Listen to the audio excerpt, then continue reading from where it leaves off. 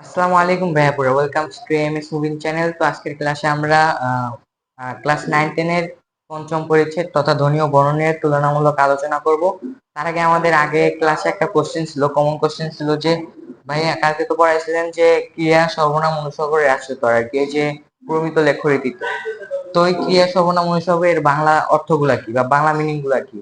তো বাংলা মিনিং গুলা, sorry English meaning গুলা কিন্তু আমাদের জন্য আর কি বাংলা মিনিং, কারণ আমরা তো মূর্খ মানুষ, আমরা তো ইংলিশই বুঝি না। ক্রিয়া কি, সর্বনাম কি, অনুসর্গ, এগুলো তো ইংলিশ জিনিস।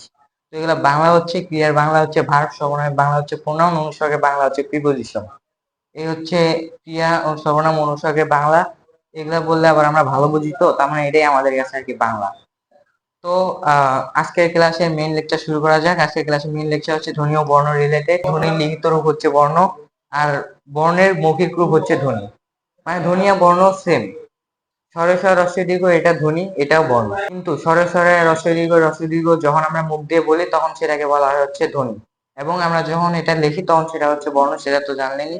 এখন আমাদের আরেকটা কোশ্চেন যে ভাষার ক্ষুদ্রতম একক ধ্বনি, এটা আমাদের বইয়ে দেওয়া আছে, কিন্তু এর বাইরে থেকে কয়েকটা এমসিকিউ আসতে পারে। বেশি পড়াবো না, জাস্ট একটু পড়াবো বোঝানোর সুবিধার্থে। প্রথমত আমরা ভাষা শিখছি কিভাবে? প্রথমত বাক পতঙ্গ, আমাদের নাক মুখ গলা এগুলা দিয়ে আর কি ভাষা আর কি বের করার চেষ্টা করছে। তারপর ধ্বনি শিখছি, ধ্বনি বা বর্ণ। তারপর শব্দ শিখছি, তারপর বাক্য শিখছি, তো ভাষা শিখছি। এভাবেই তো নাকি? আমরা ভাষার ক্ষুদ্রতম একক জানি ধ্বনি, এটা আর কি বইয়ে দেওয়া আছে। বাকি এই দুটো আর কি আপনাদের নতুন করে জানতে হবে, কারণ এগুলো আর কি মাঝে মধ্যে এমসিকিউতে আসে। শব্দের ক্ষুদ্রতম একক কি? রূপ। আর বাক্যের ক্ষুদ্রতম একক কি? শব্দ। এগুলা জাস্ট মনে রাখেন একটু, এটা বোঝানোর মতো অত কিছু নাই। তো ভাইয়া পুরা এখন আমরা ধ্বনি ও বর্ণ সম্পর্কে আরেকটু ডিটেলস বা বিস্তারিত সম্পর্কে জানবো। তো চলুন শুরু করা যাক। তো ধ্বনি, তো লেখা দেখতে পাচ্তেছেন নাকি? আশা করি দেখতে পাচ্তেছেন। ধ্বনি 37টি। ধ্বনি মোট কয়টি? 37টি। আমরা জানি বর্ণ 50টি, তার মধ্যে 11টি হচ্ছে স্বরবর্ণ, বাকি 39টি হচ্ছে ব্যঞ্জন বর্ণ। এখন আমাদের জানতে হবে, ওটা লেখি নাই, ওটা তো সবাই জানেনি আর কি, এগুলো সবাই জানে নাকি, তবু জাস্ট একবার রিহার্সাল করার জন্য আর কি, বাংলা সেকেন্ড পেপার বই আছে তো ওই জন্য। তো ধ্বনি 37টি, 37টির মধ্যে 60টা হচ্ছে স্বরধ্বনি, 30টা হচ্ছে ব্যঞ্জন ধ্বনি। আহ 37টা ধ্বনির মধ্যে আপনার 7টা স্বরধ্বনি। 7টা স্বরধ্বনি গুলা কি কি? 7টা স্বরধ্বনি গুলা কি? সরেয়, সরেয়া, আর একটা হচ্ছে এ, মানে এটা একটা স্বরধ্বনি। তাহলে কয়টা পেলাম? প্রথমত স্বরধ্বনি 3টা পেলাম, সরেয়, সরেয়া, এ। পরে হচ্ছে আপনার ডাবল যেগুলো আছে, রস্বই দীর্ঘ, রস্বই দীর্ঘ, এটা আর কি 2 নাম্বারটা আর কি বাদ যাবে আর কি, ডাবল ডাবল অবস্থায় যা থাকে। তার মানে কি হবে? রস্বই হবে, এ হবে, ও হবে, আর রস্য হবে। তাহলে এখানে কয়টা থাকলো? 4টা, আর এখানে 3টা। সরেয়, সরেয়া, আর একটা হচ্ছে এ। এই 3টা, আর ওখানে 4টা কি কি? রস্বই, এ, ও, আর ও। এই 4টা। তাহলে এই 4টা আর এখানে 3টা, এই 3টা মিলে মোট হচ্ছে 7টা স্বরধ্বনি শেষ।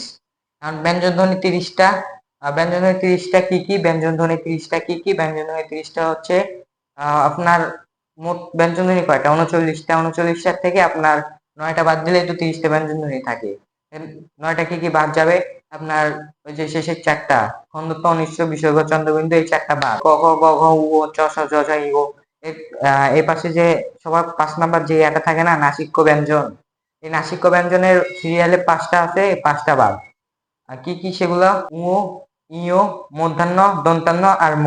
এই 5টা সিরিয়ালে যে 5টা নাসিক্য ব্যঞ্জন আছে না, এই 5টা নাসিক্য ব্যঞ্জনকে আমরা নেক্সট ক্লাসে পড়বো ইনশাল্লাহ, ব্যঞ্জন ধ্বনির ক্ষেত্রে। তো এই 5টা বাদ, আর এখানে হচ্ছে খন্ডত্ব, নিঃস্ব, বিসর্গ, চন্দ্রবিন্দু, এই 4টা বাদ। 5টা আর 4টা কয়টা হয়? 9টা। এই 9টা বাদে যে কয়টা ব্যঞ্জন ধ্বনি আছে, সরি এই যে কয়টা বাদে যে সকল বর্ণ আছে বা ধ্বনি আছে, তাদেরকে বলা হয় হচ্ছে ব্যঞ্জন ধ্বনি। এই সম্পর্কে আমরা জানলাম। এখন হচ্ছে 2 নাম্বার হচ্ছে বর্ণমালা। এগুলো ভাই আমরা আগে থেকে জানছি, ছোটবেলায় জানছি, জাস্ট ফিরে আসছে আর কি। বর্ণমালা 50টি, তার মধ্যে 10টা হচ্ছে মাত্রাহীন, 10টা হচ্ছে কার, 3টা হচ্ছে পরাশ্রী। তো মাত্রাহীন বর্ণ হচ্ছে আপনার 10টি, এবং কার বর্ণ 10টি। যেমন কার বর্ণ কি? স্বরে বাদে সবগুলাই কিন্তু কার আছে, স্বরে আ কার, রস্বই ইকার, রস্য উকার, রস্য উকার, দীর্ঘ দীর্ঘ উকার। এই যে এগুলা তো আপনারা জানেন, এগুলা বিষয়ে আর কি আপনারা জানেন, এগুলা ডিটেলসে পড়ার প্রয়োজন নেই, বিকজ আপনারা 9-10 এ পড়েন ভাই, এগুলা জানেন। তারপর হচ্ছে আপনার সংখ্যা বর্ণ 10টি। 0 থেকে 9 পর্যন্ত আর কি যেসব বর্ণ থাকে তাদেরকে বলা হয় হচ্ছে সংখ্যা বর্ণ। তো এই সম্পর্কে জানলাম। এখন আমাদের একটা ফিল করার মতো পড়া কি? স্বরধ্বনি ও ব্যঞ্জনধ্বনি কাকে বলে? তো স্বরধ্বনি ও ব্যঞ্জনধ্বনি কাকে বলে? যে ধ্বনি মুখ বিবরে বাধা পায় না তাদেরকে বলা হয় স্বরধ্বনি, আর যে ধ্বনি মুখ বিবরে বাধা পায় ওই যে সরি মুখ বিবরে বাধা পায় যে পর্যন্ত লিখছি, মানে যে ধ্বনি মুখ বিবরে বাধা পায় তাদেরকে বলা হয় হচ্ছে ব্যঞ্জন ধ্বনি। এই যে এই পর্যন্ত লিখে রাখছে আর কি, এই পাশে আর কি ডট ডট দিইনি। তো এটা বলতে আমরা কি বুঝাইছি যে স্বরেও স্বরে আর হ্রস্ব দীর্ঘই যদি আপনারা উচ্চারণ করেন বা স্বরে স্বরে দেন তো একটু বলেন। স্বরেও আমার সাথে সাথে আপনি একটু বলেন স্বরেও স্বরে আর হ্রস্ব দীর্ঘই মুখের ভিতরে কোথাও বাধা পাইছে? কারণ আপনি ক খ গ ঘ একটু পড়েন তো।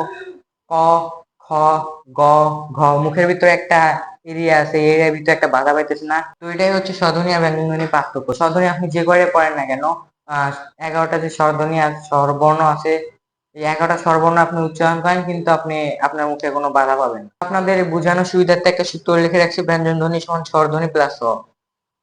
স্বরধ্বনি প্লাস অ স্বরেও, ও সরি এখানে মিস্টেক গেছে, এখানে হবে ব্যঞ্জন ধ্বনি। সরি ভাই, এখানে একটু মিস্টেক গেছে, এখানে ব্যঞ্জন ধ্বনি হবে। ব্যঞ্জন ধ্বনিটাই হবে আর কি এই জায়গায়। তো এটা বলতে আমি কি বুঝাইছি, যেমন ব্যঞ্জন ধ্বনি ধরেন একটা ক, এটা একটা ব্যঞ্জন ধ্বনি। এটা যদি আপনি উচ্চারণ করতে চান তাহলে কি কি লাগে দেখেন তো। ক, এখানে আপনার উচ্চারণের ভিতর কি আছে? ক।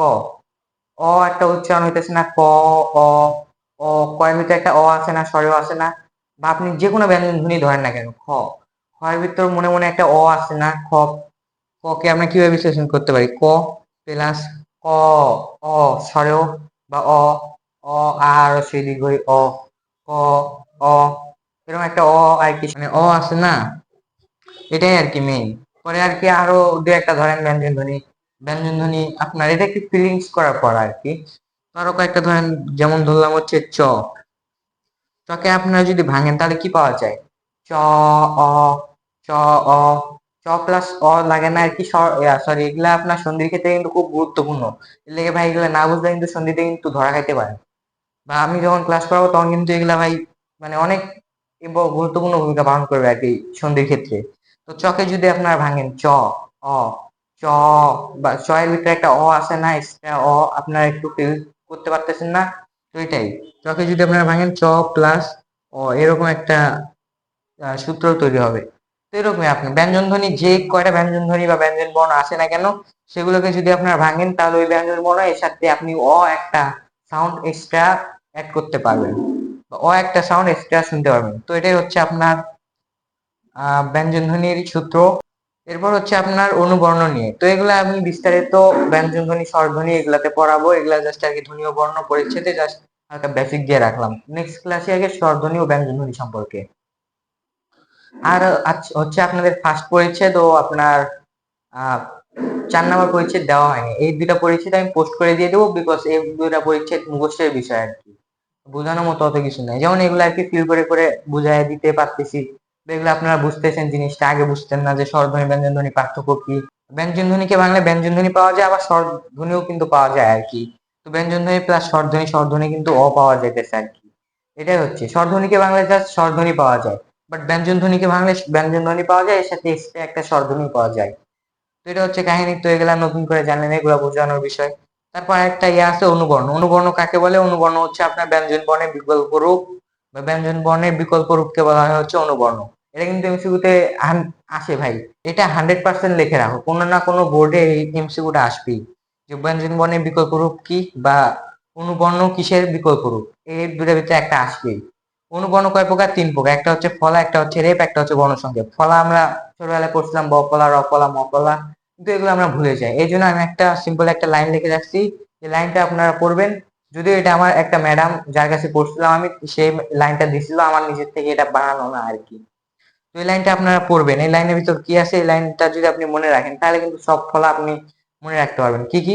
যেমন এখানে কি লেখা আছে, মনে রবে জল, এখান থেকে আপনার 6টা ফলাই কিন্তু আসে।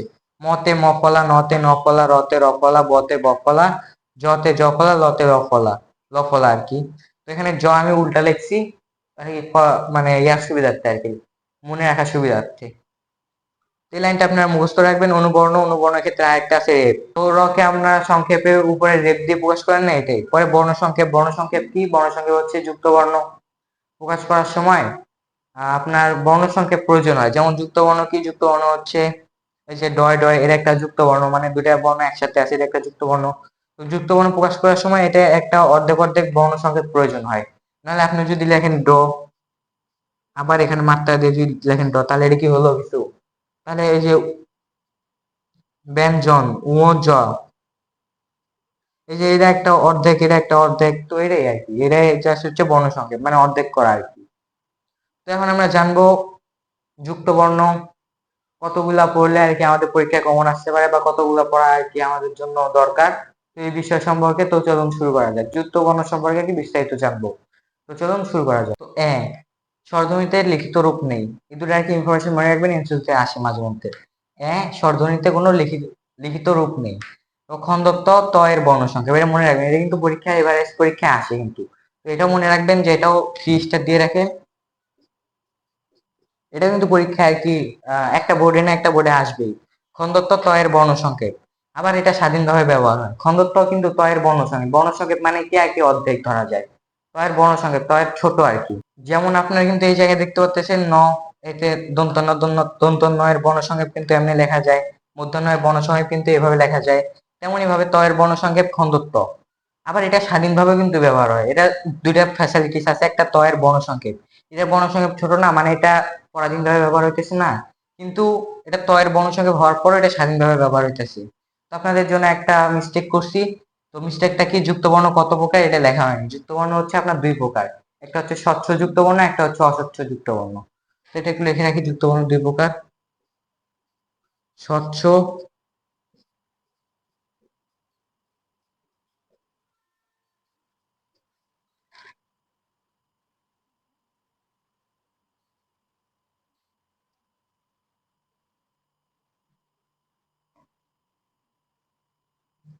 তো স্বচ্ছ যুক্ত বর্ণ আর অস্বচ্ছ যুক্ত বর্ণ কি সেটা একটু আমাদের জানতে হবে। স্বচ্ছ যুক্ত বর্ণ যেটা দেখলেই বোঝা যায়, আর অস্বচ্ছ যেটা দেখলে বোঝা যায় না। যেমন এই যেটা আপনাদের দেখে বোঝা যাইতেছে যে ক আর ট, এটা হচ্ছে স্বচ্ছ যুক্ত বর্ণ। এটা হচ্ছে কি কি আছে, ক আর ট আছে, এই দুটো জিনিস আছে, মানে ক এখানে আছে, ট এখানে লেখা আছে। আরে এটা কি অস্বচ্ছ, এটা বোঝা যাইতেছে না।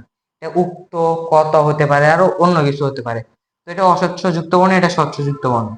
তো যুক্ত বর্ণ হচ্ছে দুই প্রকার, একটা স্বচ্ছ একটা অস্বচ্ছ। মানে স্বচ্ছ হচ্ছে আপনার যেটা দেখলে বোঝা যায় যে এটা যুক্ত বর্ণ, আলাদা আলাদা করা যায়, নিজের মতো করে আলাদা আলাদা করা যায়। যেমন এটা দেখলে বোঝা যাচ্ছে ক আর ট আছে একসাথে।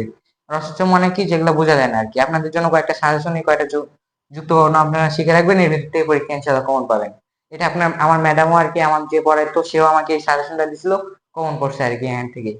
তো এখানে হ আর দন্তান্ন এই দুটার ভিতরে কিন্তু পার্থক্য দেখেন, হ আর নিচে দন্তান্ন, নিচে নয়ের মতো থাকলে এটা হবে হ আর মূর্ধন্য, কিন্তু হসন্ত চিহ্ন, এটা হসন্ত চিহ্ন কিন্তু প্রত্যেকটা ক্ষেত্রে আছে প্রথমটার।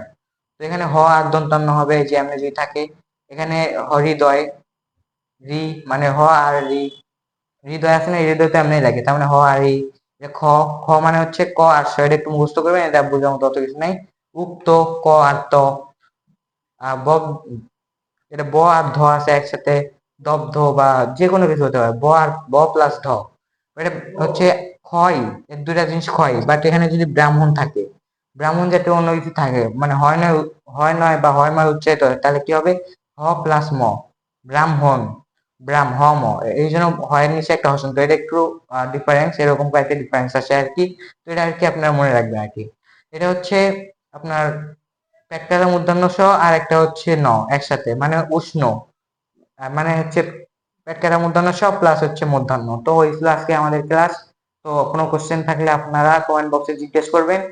যদি মিস্টেক করে থাকি তাহলে ক্ষমা সুন্দর দৃষ্টিতে দেখবেন, এবং যদি কোনো প্রশ্ন থাকে আমরা নেক্সট ক্লাসে এটা নিয়ে আলোচনা করবো। তো এটা নিয়ে কোনো টেনশন করার কারণ নেই। যেমন আগের ক্লাসে আমাদের একটা মিস্টেক হয়েছিল, শুরুতে কিন্তু আমরা এটা পড়াই দিছিলাম, যে আগের ক্লাসে যে আপনাদের প্রবলেম হয়েছিল বমিত লেখনীতিতে ক্রিয়া সর্বনাম ও অনুসর্গের বিষয়, এগুলার ইংলিশ কি, এগুলা জানা, এগুলা অনেকেই জানেন না। তো এগুলা কিন্তু আজকে ক্লাসের শুরুতে সমাধান করে দিছি। এরকম যদি কোশ্চেন থাকে আমি নেক্সট ক্লাসের শুরুতে সমাধান করে নেক্সট ক্লাসে পড়া আর কি শুরু করবো।